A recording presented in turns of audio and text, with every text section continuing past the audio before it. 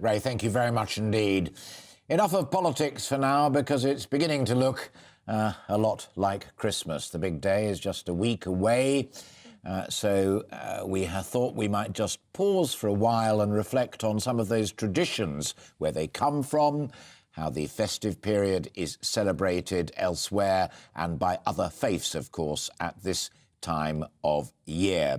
However, there's a bit of politics in the next conversation I'm going to have, because to kick off the process of that, I'm delighted to be joined there by Amanda Fergusson. Now, you may not have been able to send or receive many Christmas cards this year due to industrial action, but we wanted to look at the history and traditions of Christmas greeting cards, and Amanda is the Chief Executive of the Greetings Card Association. A postal strike. I was exchanging text messages with a mate of mine the other day, just double-checking on his new address, and he said, I haven't received any cards yet. I'm not holding my breath. How bad has it been? Well, I certainly received a lot yesterday, but obviously we're concerned about this ongoing dispute, because it's affecting so many people across the country. We send more cards than any other nation in the UK. We love sending and receiving Christmas cards, and that's in no small part due to this service that we generally can rely on from the Royal Mail. We had a couple of emails and tweets from viewers, particularly older ones, who said, we bought our cards early, we got them out early because we didn't want to miss because of the strike, and also because of final posting and the rest of it. I mean, how badly has demand been down, both for the retailers but also the manufacturers? Well, certainly, I think a lot of people bought their cards early, and that's certainly what our retailers are reporting back. People tend to buy their Christmas cards, sort of end of November, beginning of December. But obviously this year they've been sending them early, with the last posting dates having been brought forward by Royal Mail. But of course, a lot of hand delivered. We've seen in recent years a real increase in greeting card purchases for close family and friends, where people are buying individual cards. So they're not actually buying a box of 100 and sending the same card to everybody. They're actually choosing cards that they're sending specifically, for the recipient. Where did the tradition of exchanging greeting cards at Christmas begin?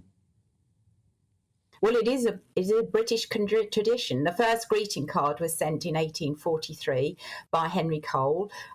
Traditionally, people wrote letters to reach out to family and friends at Christmas, and he didn't have time to do that.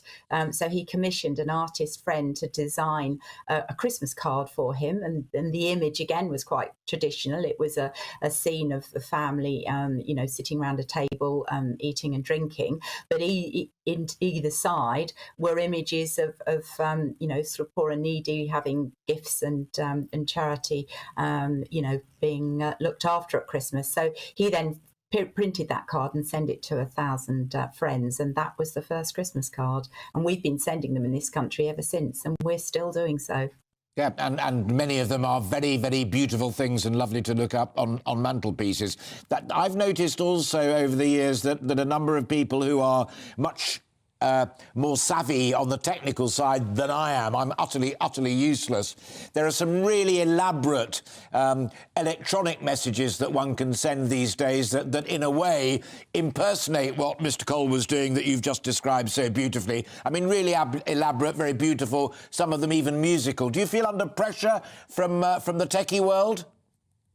Well, as you said, you can't actually put an electronic message on the mantelpiece, can you? And of course, cards are part of our Christmas decorations. We've found through the last 20 years, as social media has become more and more part of our lives, people are sending more cards for certain occasions, because of course they're more in touch with friends, and if they know friends are having a hard time, yes, they'll send a text message, but actually they will also reach out with a card, because it shows more effort, and it shows that you really care. And of course we all love that feeling when you get a card on the front doormat with handwritten writing, and it's a very special thing. It's my youngest son's birthday today, and it's my first grandson's birthday in about a week's time, both butting up to Christmas, which I guess is slightly tricky.